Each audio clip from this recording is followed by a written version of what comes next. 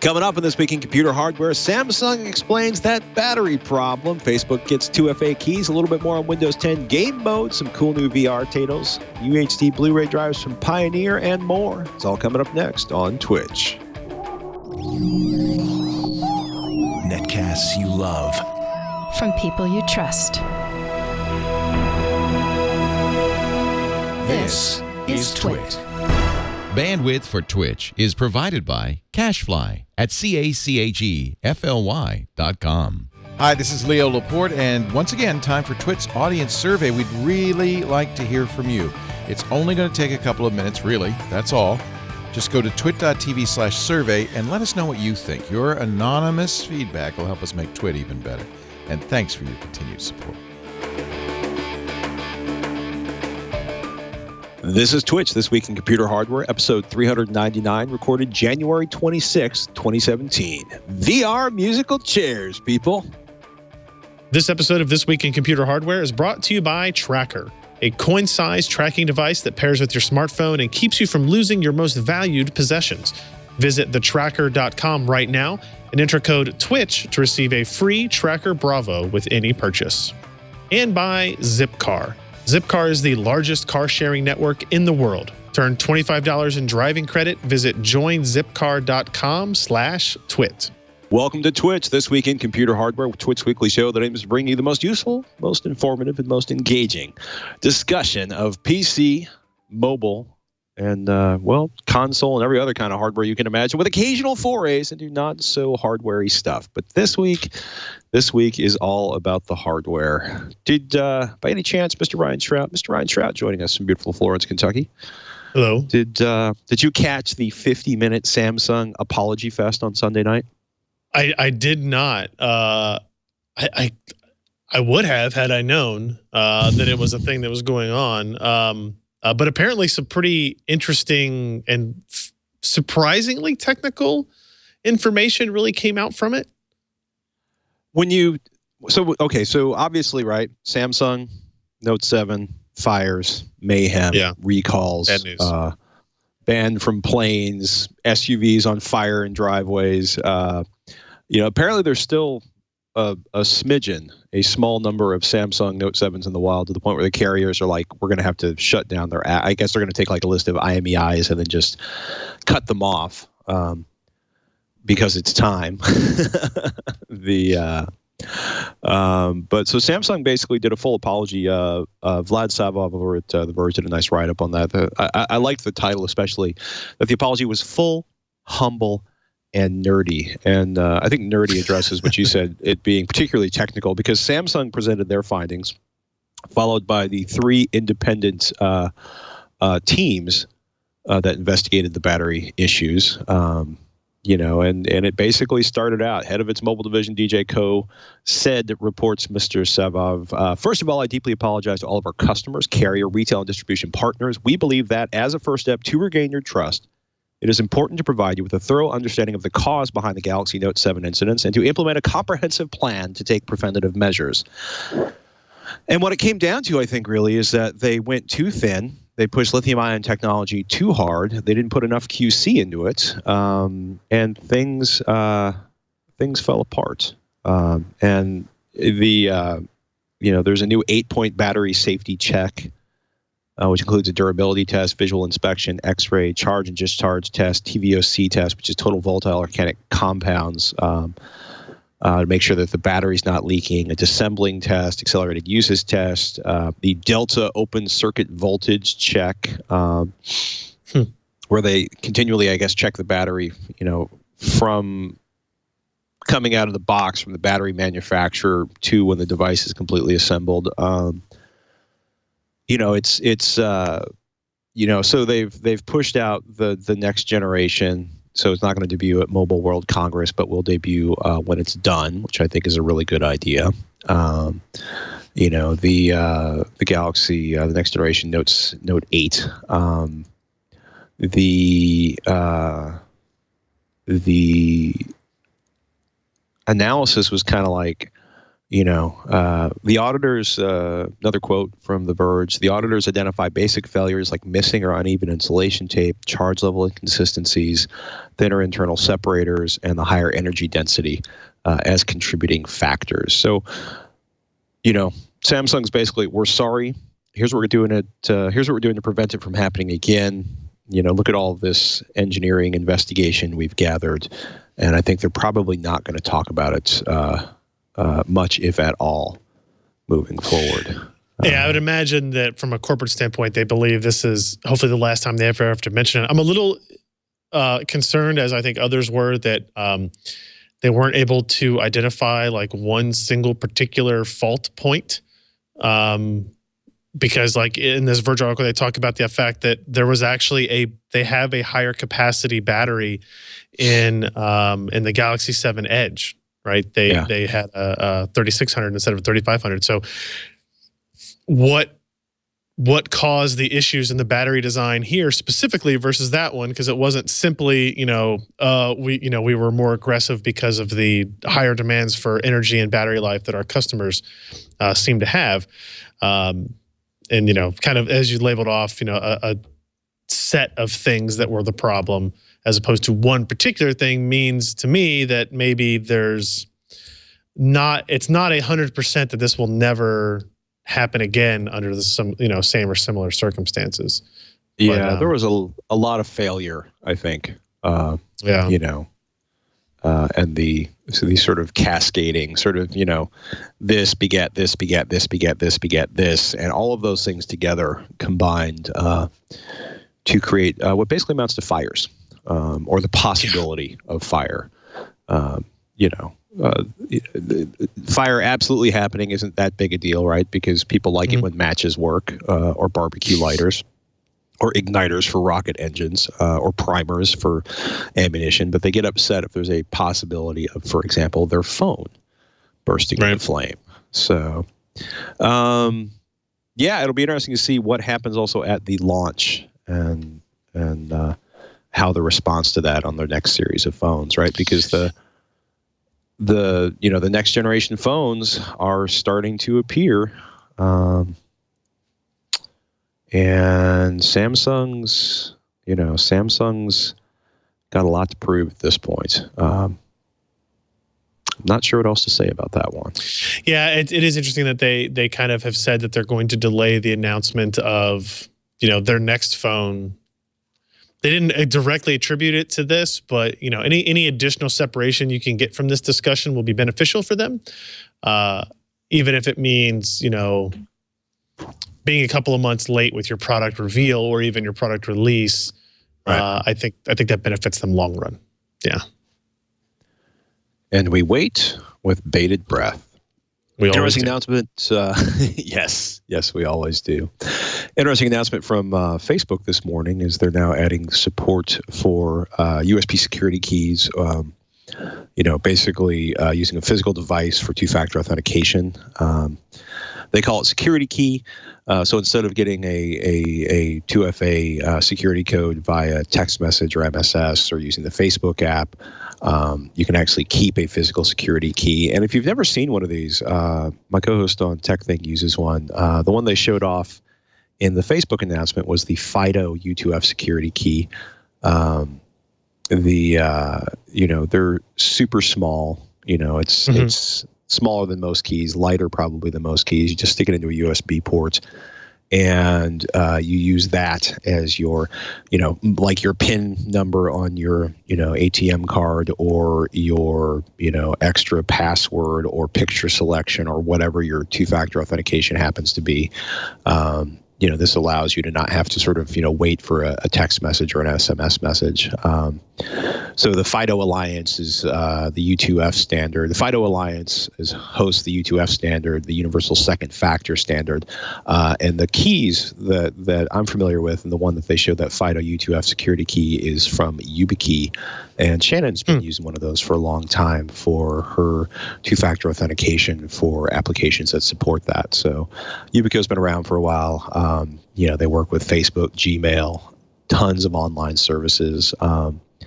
When CERN says the YubiKey meets all our requirements thanks to its simplicity of use, its open algorithm, and an available open source software support, that's a good, solid endorsement right there. And Facebook obviously could choose any 2FA system, service, or platform it wanted to, and they went for U2F and the security keys there. They're cheap. They're like $18. So it's not like it's financially out of reach. I didn't even know. I didn't know these were things. I didn't know this existed actually for like this particular standard and stuff. Yeah. I still feel like this is something I would not have with me or misplace or something. Like you put it on your keychain, I guess. Do you lose your keys a lot? No, but I travel a lot. And when I'm out of town, I don't necessarily have my car keys with me. Right. Weird. Something like that. I'm saying weird because like I travel and my keys are with me till it's time to go into airport security. Then they go in the place they go to in my bag, which is bolted to me for the duration of my trip. So like my car keys will probably be like in my carry-on suitcase at the hotel while I'm walking around CES, not in my pocket type of thing. Well, you could perhaps carry a second keychain just for your two-factor authentication needs. Yeah. But you could. Yeah. It's a thought. YubiKey Neo, FIDOS I like the NSC idea for it. So FI10 multipass. They're inexpensive. It's an alternative. I mean, quite frankly, I'm pretty happy with running 2FA and getting SMS messages over my phone. But occasionally I wonder what happens if I don't have my phone and I need to log into any of the services I have two-factor authentication on, in which case you need to have, Google codes, pre-printed out or ready to go for you. So, I mean, I think anytime you're talking about any physical object, you're going to have the same question, right? Yeah. What if I don't have my keys? What if I don't have my phone? So the ideal thing is being able to integrate more than one two-factor authentication method at a time. Yes. Maybe I don't have my phone, but I do have my keys, or vice versa, which seems like a good idea. 2 is 1, 1 is none. To get the quote on. Yep. Windows 10 Creators Update. We've been mentioning this for a couple of weeks because we've all been kind of curious what's going on. What exactly is the new game mode? And Microsoft is finally explaining. Post over the Windows blog starts out by saying, our vision that the game mode optimizes your Windows 10 PC for an improvement in overall game performance, which is not particularly surprising. Right. I'm not sure that any of it, you're in Windows 10, you go Windows key plus G to pull up the game bar, click on the settings button, and then you can opt into running the game using game mode. And that's all they're really saying about it until they get deeper into Windows Insider testing. So. Yeah, they surface like the method in which you would enable this feature, hitting the Windows key G, bringing up the game bar that has been a thing since Windows 10 anniversary, I guess, released. And then you'll be able to opt into running the game using game mode, and then we'll have additional details later. So it may do nothing now, and it's just kind of a UI interface for it. I don't really know. I'd be curious if we can sign up for the insider build here and then see if we can maybe do some A/B testing. My hunch is that there is going to be no difference in A/B testing at this point, if they're not kind of diving into the details of what it will actually be.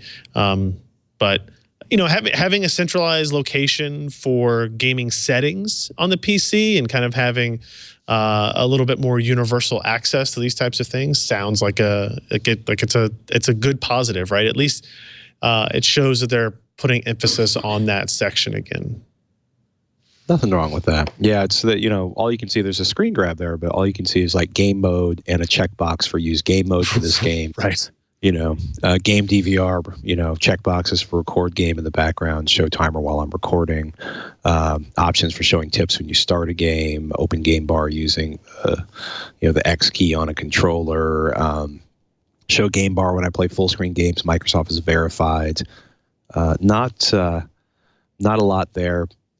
not a lot there. Nope. So, in theory, we'll know more after it's released, but I think they're going to gather a bunch of data and see what it does before they get too deep into Could that. be. Yeah. Speaking of losing your two-factor authentication keys, this episode of This Week in Computer Hardware is brought to you by Tracker. We're all used to losing our possessions, your backpack, your wallet, your 2FA key. Newsweek reports the average American wastes 55 minutes a day looking for things they own but can't find. That's an epic. You get 24 hours in a day. You don't want to spend one of them tracking down the stuff you need, like your keys, which is why you need to check out Tracker. They make losing things a thing of the past, and I'm going to tell you how to get one for free. In case it's not cleared at this point, the Tracker Bravo locates misplaced keys, wallets, luggage, instruments, bicycles, electronic devices, even pets, or two-factor authentication keys in seconds. It's a little coin-sized device made out of analyzed aluminum for the thinnest, most durable tracking. You attach it to your items via key loop or adhesive.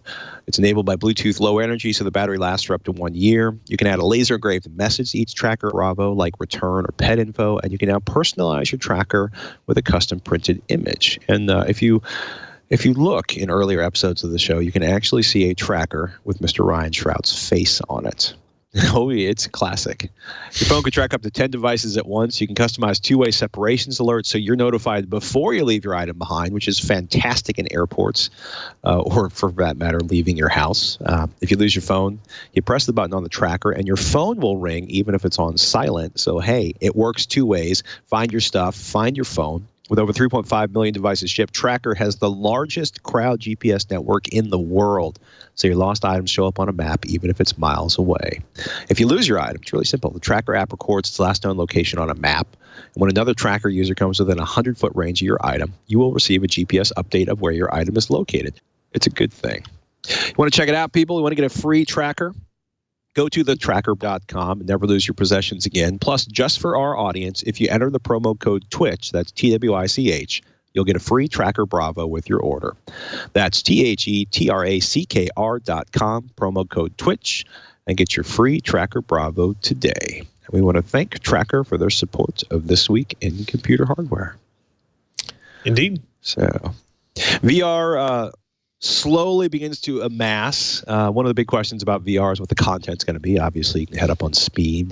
You can look at some of the various games up there. But VR storytelling was a big breakaway at the Sundance Film Festival in Park City, Utah. And I liked what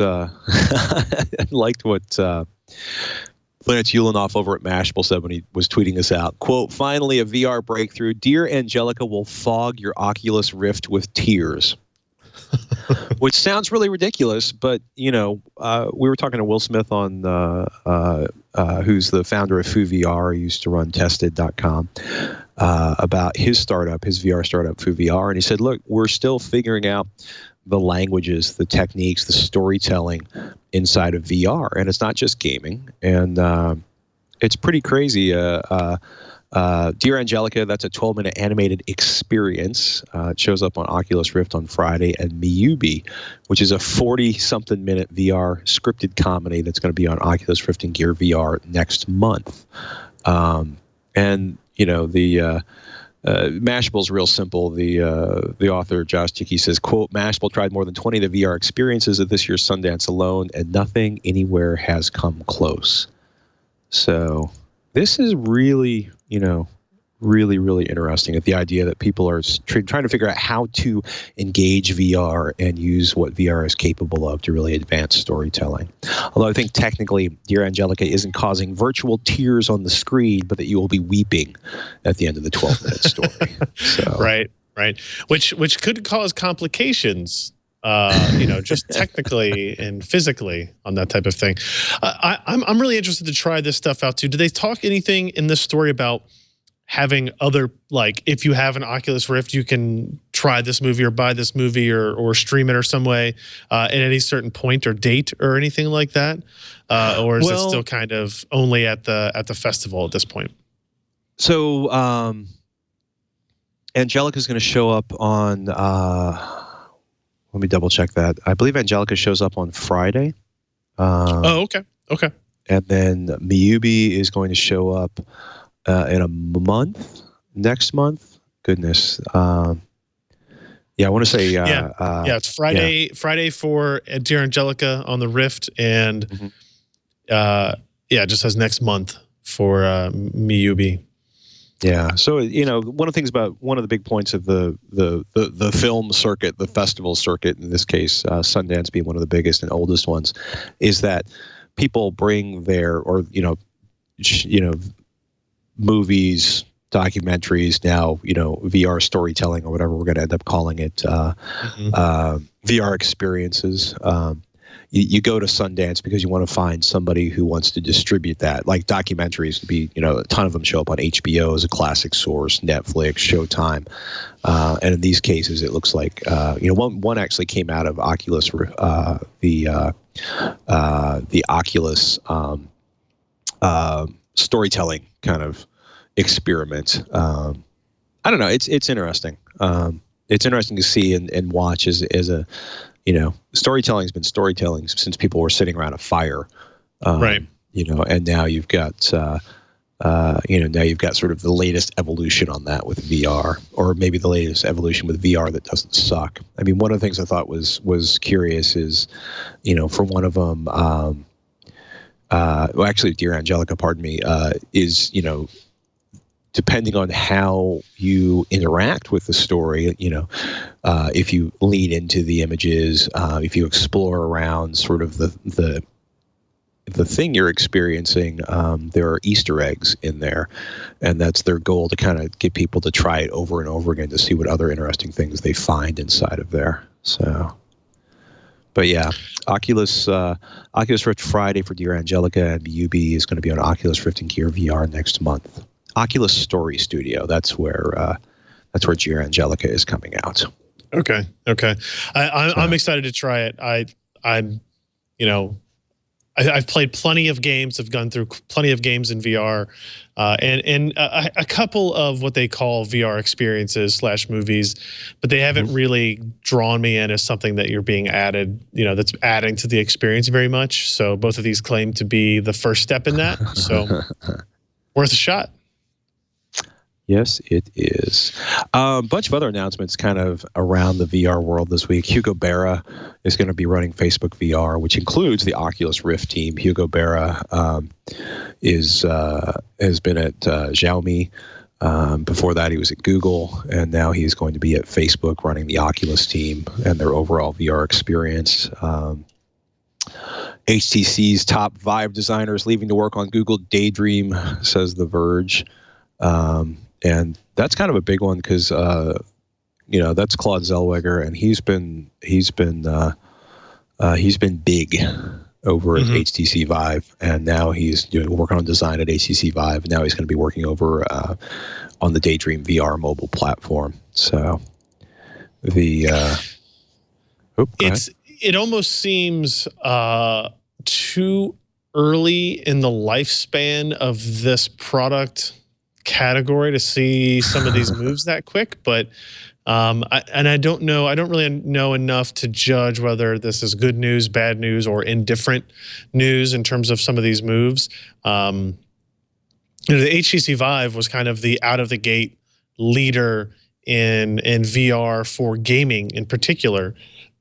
Excuse me, because of the room scale capability of it. But the possibilities for something like daydreaming, something that is disconnected in terms of like an actual cable between your body and a PC or something, are there's a substantially higher ceiling for that in terms of install base and what you might be able to do with it long term. So it's probably a hit for like a negative for HTC, but for all we know, the roadmap could have been set for the next 2 years for what they plan on doing, and him moving on at this point is kind of not as concerning for the immediate future of the medium as it might seem. But having used the Google Pixel and the Daydream headset, the VR headset from Google, that is a platform that needs some refinement. It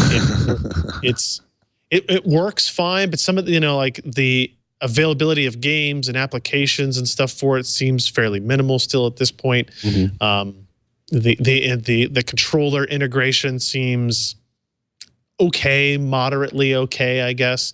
It works well for the technology and the cost involved for all of it, but it doesn't compare to what you can get on the other platforms. So, I'm curious to see what he can add to that, and how this might help direct SoC and performance and design decisions kind of going forward on these other systems and other phones to try to improve what the Google Daydream overall type thing will be. I don't know. It never seemed like Google spent a whole lot of time investing in perfecting kind of the gaming ecosystem they created. They just kind of decided to let the Android developer, Play Store kind of thing happen. Right. And just by consequence of having a massive amount of units out in the market, they can be a leader in that field. I don't know if you'll be able to do the same thing with VR necessarily without negative feedback and negative results from poor experiences. So I think them investing more direct time on that is a benefit.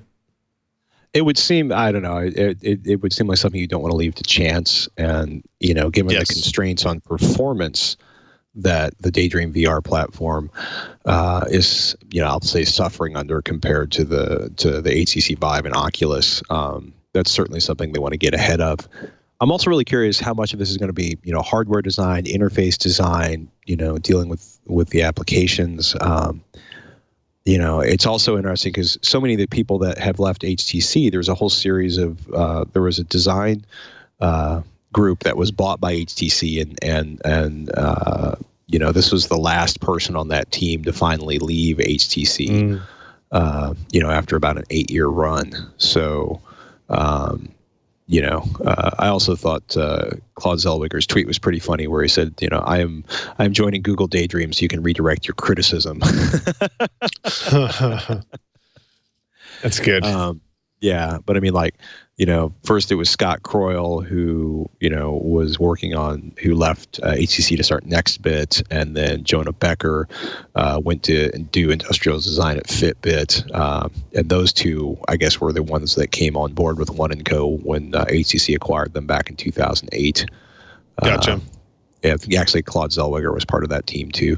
That's another one. Vlad Zavov did a nice write-up on that one. But I'm curious to see what this means, and it's also interesting at the idea that all three of these teams seem to be, seem to have so much interrelation. Like maybe there's only so much VR talent out there. There's just going to be this musical chair thing as people get bored.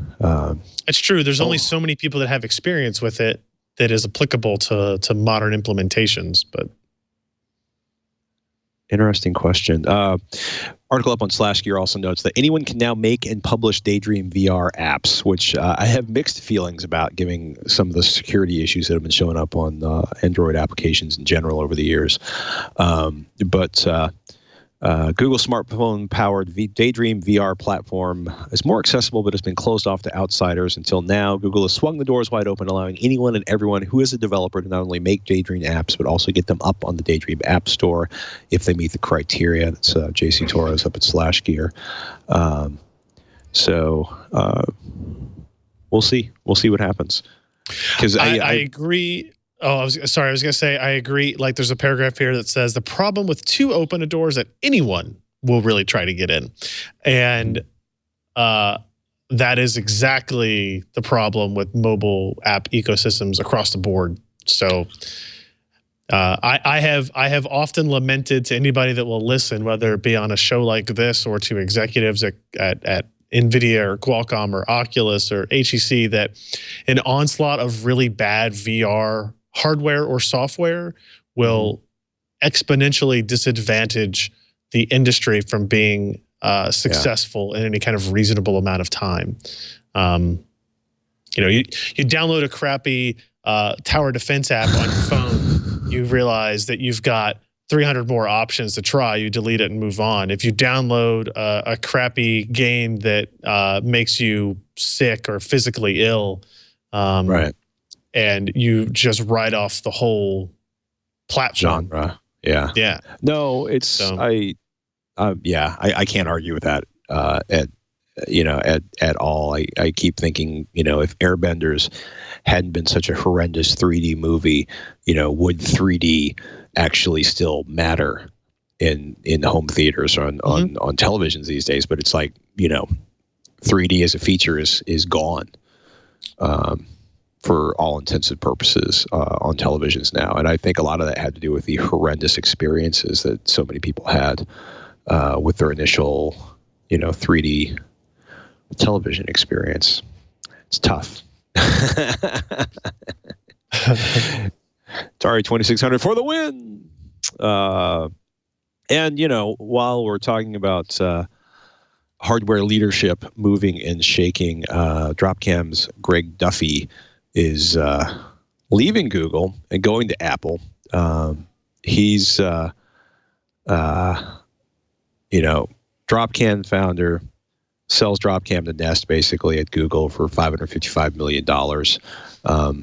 Calls the Nest co-founder, who was his boss, a tyrant bureaucrat, and is now going to the company where Tony Fadell, the tyrant bureaucrat, learned how to be a tyrant bureaucrat, or got it perfected, which is Apple. A lot of people have been frustrated with the Dropcam experience post-Nest acquisition, and I believe Mr. Duffy has publicly expressed his frustration that perhaps he should not have sold the company.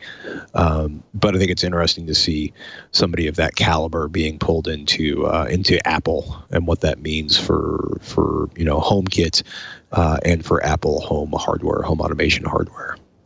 Although you could argue that it doesn't take that much to build a networked video camera, because there's 3,000 of them you can buy from 300,000 different vendors on. Honestly, I was thinking that I didn't know how to say it really, but it was like huge success. Congratulations to him, et cetera, et cetera. But like, you made an internet connected webcam, like, well, one that worked consistently, which is trivial, I think. Yeah. True. True. There's a lot of so shut up, Ryan. I'm not saying that. No, I said it. Yeah. But it's tough, right? This is not advanced VR. This is not a cell phone. This is not a desktop processor. But it also should be pointed out that unlike a lot of the Internet of Things, and certainly the Dropcam existed before we started thinking of an Internet of Things and all of its issues, it worked and it continues to work, which is why they afford a premium price on those, I think. Oh my goodness. This episode of This Week in Computer Hardware is also brought to you by Zipcar. Zipcar is the world's largest car sharing network, operating in over 500 cities, towns, colleges, and more than 50 airports around the world. Zipcar provides a cost-effective alternative to car ownership. Zipsters only pay for the time they actually use a vehicle and have no responsibility for additional costs. Drive cars by the hour or by the day with gas and insurance included. So convenient. With Zipcar, you'll have the freedom to choose where and when you want to drive. Zipcar's self-service vehicles are available on demand in conveniently located reserved parking spots in your neighborhood. You can reserve your Zipcar in minutes, 24 hours a day, 7 days a week by calling or visiting the website. And you simply book the vehicle of your choosing. Unlock your selected vehicle with your Zip card. And it's nice. You got a lot of choice. Over 50 makes and models of cars that range from environmentally friendly hybrids, EVs, and PHEVs to luxury vehicles, SUVs, pickup trucks, so you can move with something a little more convenient than the big, crazy rental van from the place you can't get to because it's a far corner of town. You got the option to choose even the color of the vehicle you want based on the needs of your trip and the available Zip cars in your area. Reserving, accessing, and using a Zip car is so easy. If you can operate an ATM, you can rent a Zip car. Car sharing is good for the environment. Zipsters reduce their personal CO2 emissions by between 1,100 and 1,600 pounds per year. It's good stuff, people. For wheels when you want them and $25 in driving credit, go to joinzipcar.com/twit. That's joinzipcar.com/twit. And we thank Zipcar for their support of This Week in Computer Hardware. So nice to have wheels when you want them. It's interesting. People had figured out already how to access Ultra HD Blu-rays. We've been talking about this on AV Excel, Robert Heron and I, but now Pioneer has announced Ultra HD Blu-ray supporting BDR/S11J drives. Report comes from anandtech.com. And, it's funny. There's been like an application that will support or promises to support Ultra HD Blu-ray playback. Now we actually have a drive to go with that application, or that update to that application. they're Blu-ray drives. They're Ultra HD Blu-ray drives, 5.25-inch form factor, SATA 3.0, reading and recording of CD, CDR, CDRW, DVD, DVD plus minus R, DVD plus minus RDL, DVD plus minus RW, DVD RAM, and Blu-ray BD, BDR, SL, DL, TL, QL, BDR, ESL, DL, TL, and BDR LTH discs. Typical 4 megabyte buffer underrun protection, supports 16x burning speed for BDR SSL, basically 25 gigabyte BDR media. But they're also claiming they're going to offer some improved audio playback and, of course, support for Ultra HD Blu-ray discs. So, should be nice. They're doing Pure Read 4 Plus and real-time Pure Read functions. Essentially, if you have a trashed audio CD and you can't get the scratches off of this, that'll try to fix or work around the problem. And the more expensive BDR S11JX, writes Anantech, has further enhancements to improve playback quality of inserted audio CDs. And basically they just say, like, Pioneer's not saying much, but in theory, sort of like industrial grade internal components and playback quality check are designed to help fix issues you have with audio playback. So the biggest concern for all this is it's not just like if you're trying to build a home theater PC with one of these optical drives, like get ready for a headache, man, because you have to have support for what is it called? AACS 2.0 encryption keys at every layer of hardware. Right, not just like the optical drive and a piece of software. So you have to have a software, you have to have the optical drive, you have to have a GPU that can support it. They only allow the decryption of the key to happen in secured private regions of memory. Yeah, which require certain processor features that only exist in Skylake and beyond CPUs from Intel. And even then, only some of the Skylake processors had it enabled. Some of the early Skylake, like 6700K and that type of stuff, don't have support for it. The motherboard BIOS has to have support for pass-through for this as well. So like you basically have to have an Intel 200 series motherboard and a Kaby Lake processor. And then you have to have this optical drive and the appropriate CyberLink software to start that process. And obviously your display has to be HDCP 2.2 and all the other, qualifications that go along with it as well. But like I have never seen as strict a subset of hardware that would support playing back an optical media on a PC before. Well, Hollywood's still a little bit pissed about the whole DVD thing. And the other thing is PowerDV 16 Ultra, which is not quite the last Blu-ray playback software standing, but is practically the last Blu-ray playback software. There's a couple smaller apps, but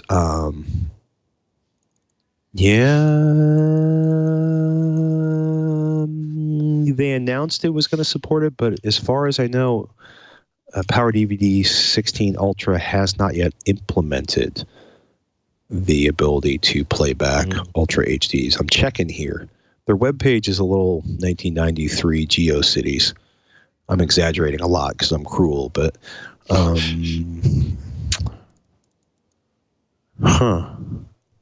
yeah, as far as I know, has not been implemented yet. So maybe that'll come out in PowerDVD 17 Ultra later this year. But it's interesting, right? There's been a bunch of BDXL drives that people have reported on Reddit and elsewhere that they can read Ultra HD Blu-ray discs. There's Yep. It's tough building a home theater right now if you want to do the latest 4K playback. So not going to change anytime soon. What's what's the backstory on? You guys had some more Nintendo Switch news. What's new? I mean, pricing information, right?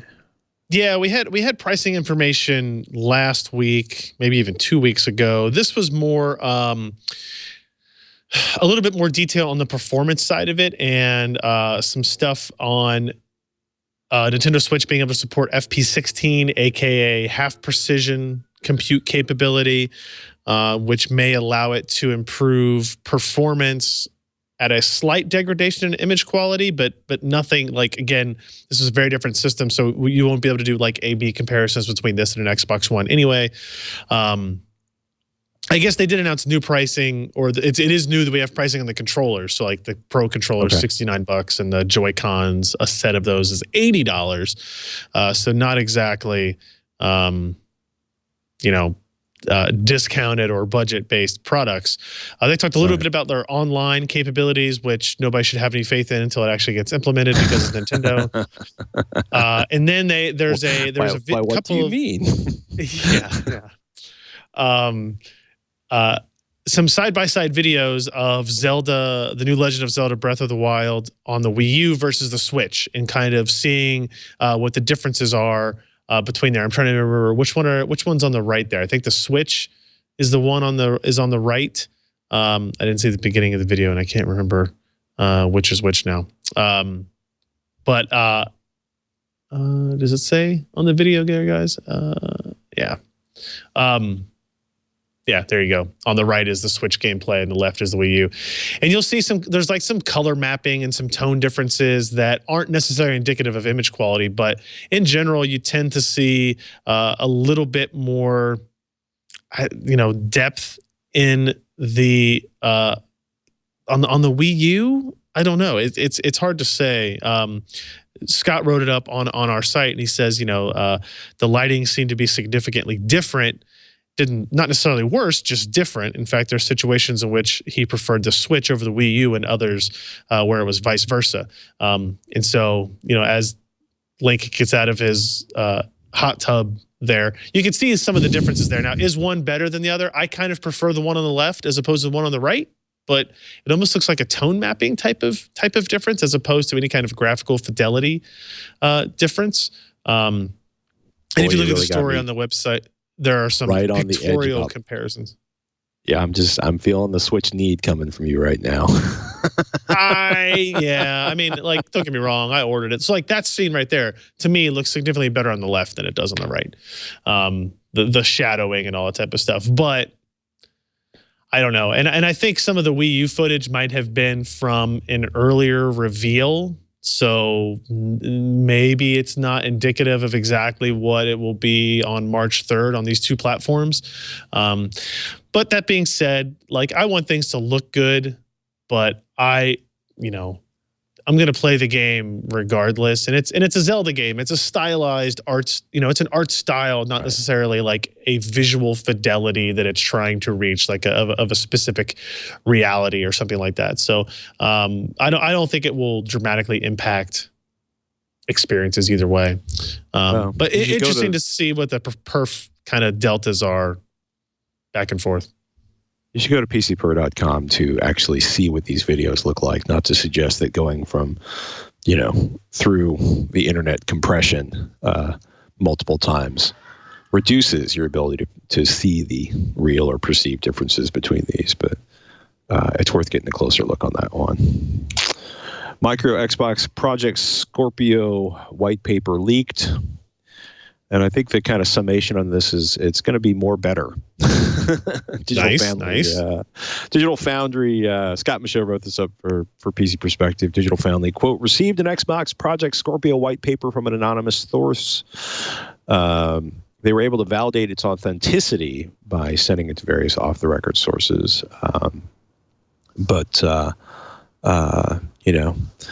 And there's not a lot going on there. There's going to be they're basically, quote, the small on-chip RAM, ESRAM, Microsoft claims that the higher global memory bandwidth removes the need to have it on Project Scorpio. Digital Foundry finds that worrisome because they're not sure if 320 gigabytes per second of bandwidth is going to be enough or if it's going to create latency issues. you know, it's there's. I want to be excited about this in Ultra HD gaming, coming off the Xbox platform, but it still seems so incredibly early. ESRAM is essential for the Xbox One, the Xbox One S, but Project Scorpio and PC are not provided with ESRAM. So, yeah, there's, in part of the justification for that is, quote, developers not allowed to ship a Project Scorpio only SKU, i.e. it has to play on all the platforms the game does. Optimizing for ESRAM remains critical to performance on Microsoft platforms.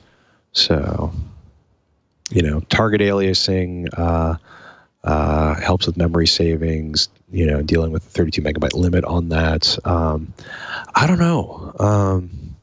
It's just I'd like to see more detail, but I think they're keeping it pretty close to the chest at this point at Microsoft.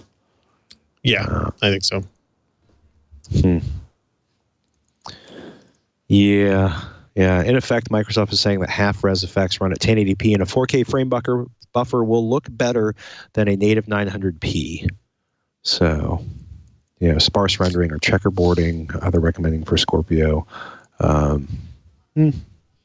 The white paper still mentioned the 6 teraflop compute capability, which that was what was rumored at the beginning, and now we're seeing that sustained through it. So it seems what we'll actually see, and that's I think that's a 4x improvement. I think the current Xbox One is like 1.5 teraflops, so 4x improvement in potential compute capability. It's going to be interesting. One of the articles I read about it, brought up the fact that this would create, even between the PS4 Pro and the Scorpio, a more significant delta in performance for similar generation consoles than we've ever seen. And then you get into the debate of how much effort and work does it require for these developers to take advantage of it? Is it simply that, like, oh, on the Scorpio we'll be able to render at 4K, and on the PS4 Pro, 1080p and upscale or something like that? Well, or the possibility exists that if the PS4 continues to be the largest install base, that they really spend all their time targeting that and kind of ignore the added performance and capabilities that Scorpio has, which is, traditionally been the problem that PC gamers have dealt with. Is everybody targets console level performance and they go, we'll port it over to the PC and make whatever tweaks we have time and budget to actually do, which can be minimal. So there has been a benefit to kind of going with each other within a certain margin of error in terms of performance, because you didn't you put less impetus on the developer to spend time doing things, and this will be the widest gap that has existed ever, I believe, in the console market. Well, it's also, people are certainly satisfied with Xbox One performance, but it also highlights half-resolution rendering typically used for transparency, screen space effects, SSAO, SSR, and perhaps even shadow accumulation,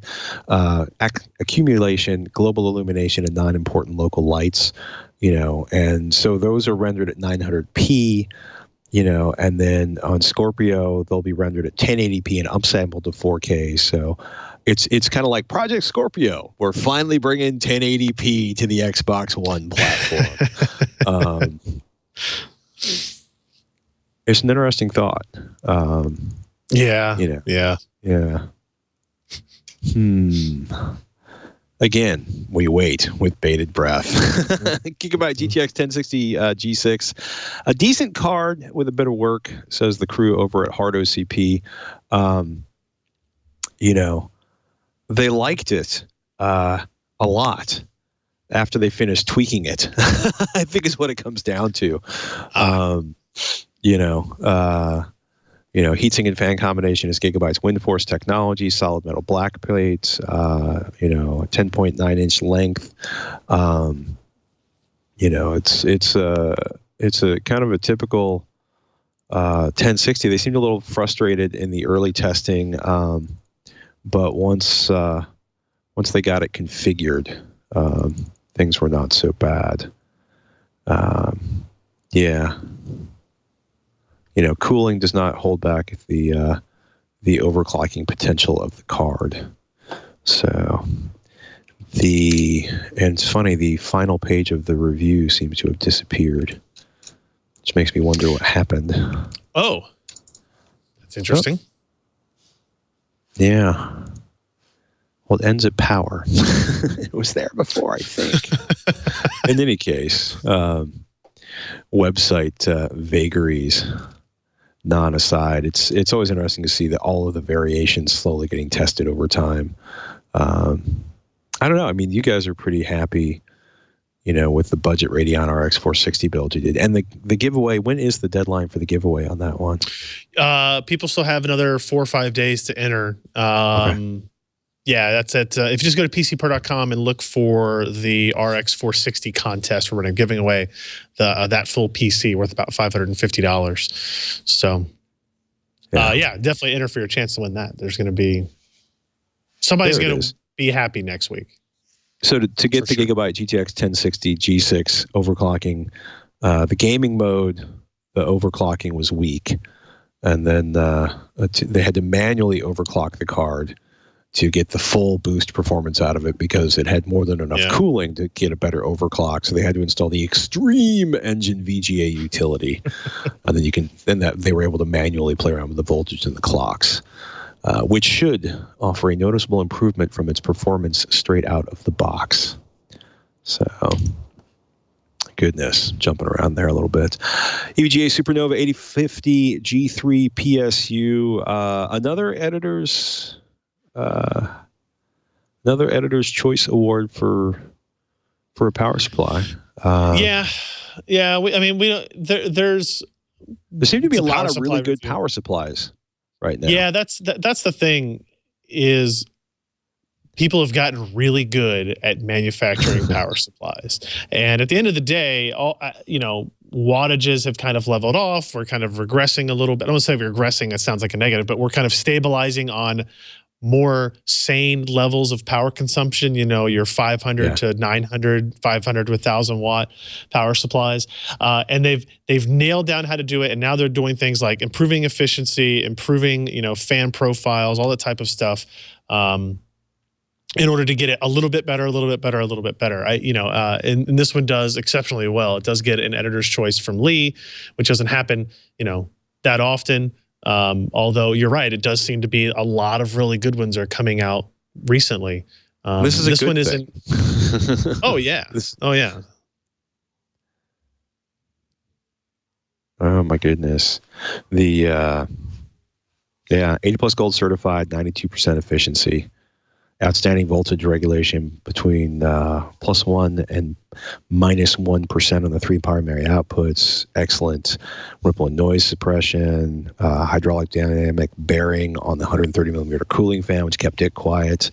Fanless operation at low to mid power. It's only 5.9 inches deep. SLI and AMD Crossfire ready. All Japanese made capacitors, and a 10-year warranty. It was interesting. So yeah, 10-year warranty is great. Seeing like the efficiency as high as it is, and the prices on it aren't exceptionally high, right? It's not a platinum or titanium level 80 plus rated thing, so that helps keep prices a little bit lower. Even when you stretch up to like the 850 watt level of power. There you have it. Oh my goodness. Oh my goodness, the brain, it fades. Sebastian did a nice write-up on aptX versus Bluetooth. Look at Qualcomm aptX, right? So if you've never played around with it, Bluetooth audio used to be a nightmare. It wasn't until 2003 that A2DP, Advanced Audio Distribution Profile, brought support for what they called high quality, what I would call weak ass stereo. It was horrendous in the early days.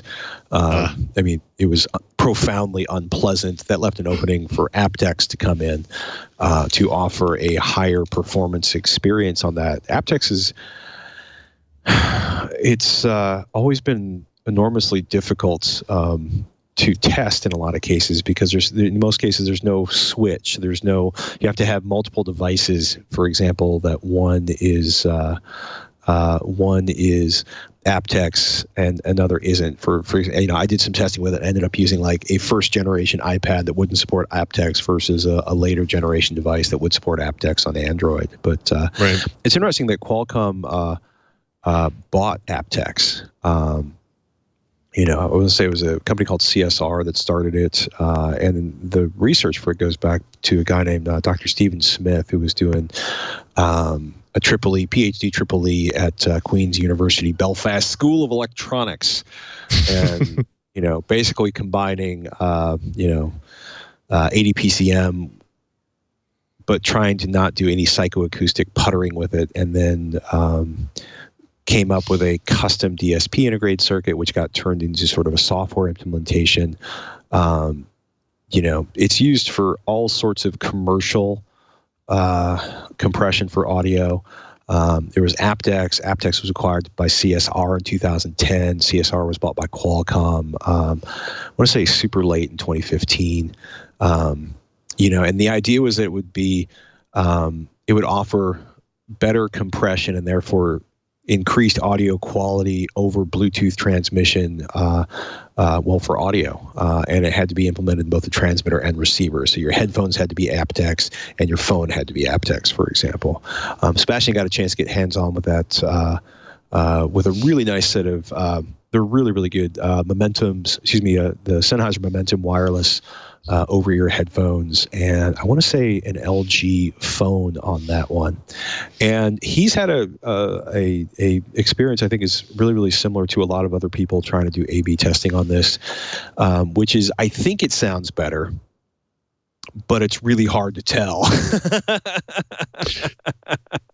His experience to me was that it definitely sounded better than Bluetooth headphones, like standard Bluetooth headphones, but in comparison to Bluetooth wired headphones, I don't know. I'd have to look and see.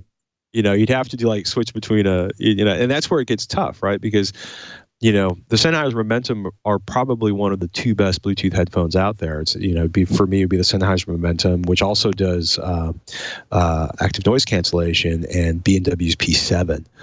Both play in that $300 to $400 range. They both have probably the best audio playback you're going to get on Bluetooth, because you don't find a lot of super expensive. Bluetooth headphones. And in fact, the crew over at the Wirecutter really they had a really nice choice. There it is. Jabra's Move Wireless, which sell for like $100. As little as $70, as much as $100 for the Jabra Move. They sound great. They don't have loss issues, but it's kind of crazy for a serious improvement, right? You go from like $100 for those Jabra headphones to $400 for the Momentum 2.0 wireless. That's $420 now on Amazon for the Momentum 2.0 wireless. So it's tough. It's tough to do a comparison, because you can't really turn aptX and Bluetooth on and off in the device you're listening to. So you either have to switch devices or play around with that. But when I was at a Qualcomm Tech Day once, they had a setup to try to do A/B testing. Where you were listening to the same headphones, and they had basically a physical switch, right? You'd hit play on two devices at the same time.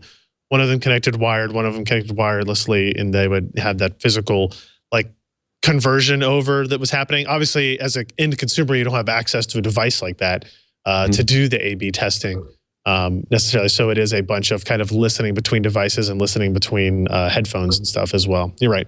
Right. No, it's good stuff.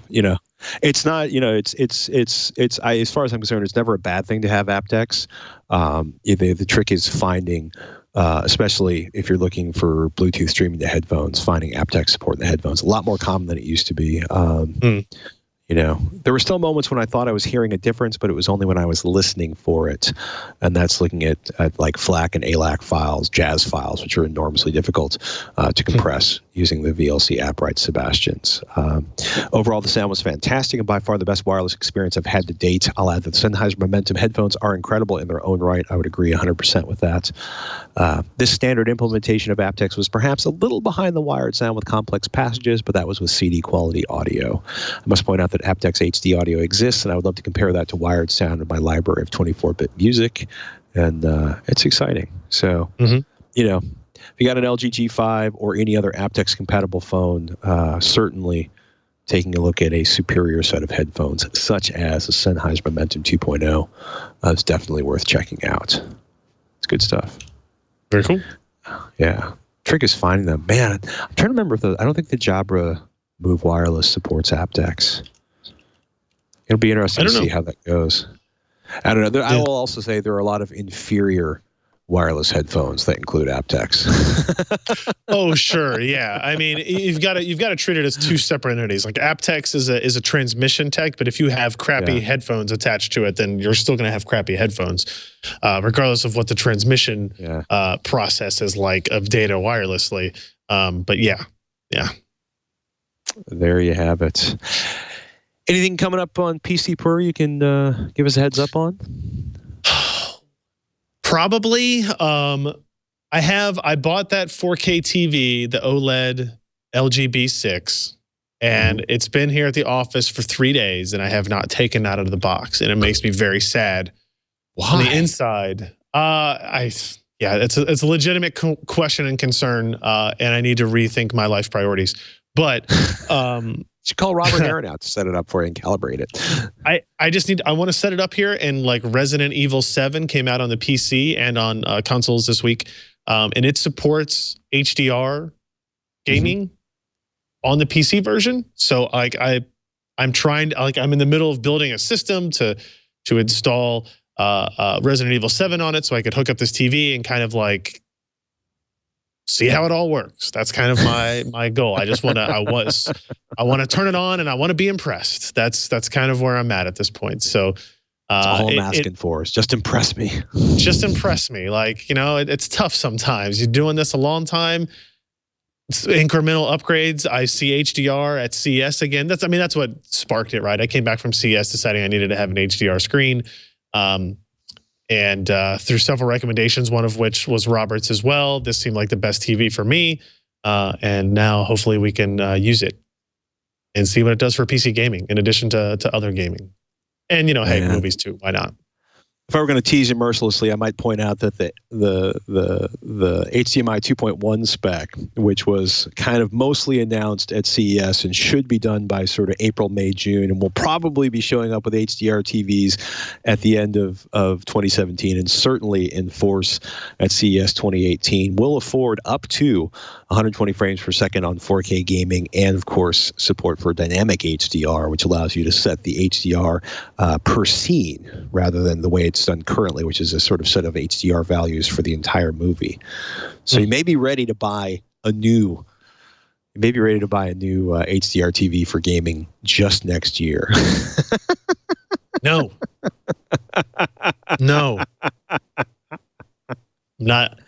Probably. Let's be honest.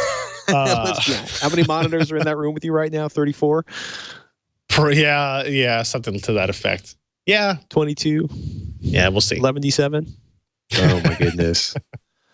Oh, my goodness. I've been looking at too many mesh networking systems, and I'll be talking about those next week on Tech Thing and here on This Week in Computer Hardware, including, Netgear's Orbi, Eero. So many to talk about. That's all I'm going to say about it right now. It's like the late winter of routers at my house. That's all I can say without bursting into tears and panic. Fair. I also will say, be careful testing multiple wireless devices in your home. You may really upset your wife and children when they can't get anything to play on the TV. Gotcha. Oh, my goodness. And with that, ladies and gentlemen, We want to thank you for listening to This Week in Computer Hardware, a.k.a. Twitch. You can find more episodes and how to subscribe at twit.tv/Twitch. You can find more of Mr. Ryan Shrout at pcpro.com. You can find me at techthing.com and avxl.com. You can find both of us on Twitter at Ryan Shrout or at Patrick Norton. We invite your hardware questions. Send them out anytime. And with that, ladies and gentlemen, I'm Patrick Norton. I'm Ryan Shrout. We'll see you next week on Twitch.